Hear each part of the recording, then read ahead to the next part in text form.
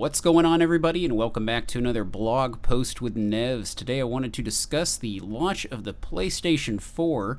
The PlayStation 4 dropped last night, and I'm sure many of you guys are very excited about the new console, since it's been many years since we've seen a new system.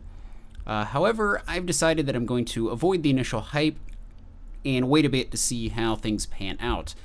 As I'm sure you'll remember, we had lots of issues with the last generation of consoles, with things such as the red ring of death and the yellow light of death.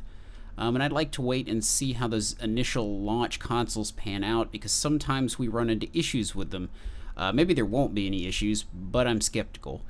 Also, I've noticed that there hasn't been as many interesting launch titles as I felt there was in the last generation. The only game that really came to mind for the PS4 was the Killzone game. And I'm not terribly interested in the Killzone games. I played some of the other ones for the PS3, and I don't know, they just weren't really for me, but I'm not a big first-person shooter guy, so maybe that's why.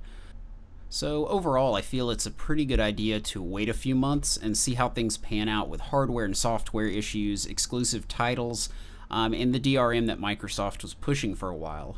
Just because they took it away for the launch doesn't mean that they can't change their terms of use down the road, and lock out things like third-party sales. It's hard to say what Sony or Microsoft will do until the systems are a bit into their life cycle. And then I would say it's probably safe to assume one way or the other. I'll probably end up getting a PS4 before the Xbox One simply because of Kingdom Hearts 3, which was announced recently, and I'll be damned if I miss out on playing that game. So I'd like to know what you guys think. Did you pre-order a PS4? Are you enjoying your purchase at launch? Have you had any issues with them so far? Do you feel it's worth buying a system at launch or playing it safe and waiting?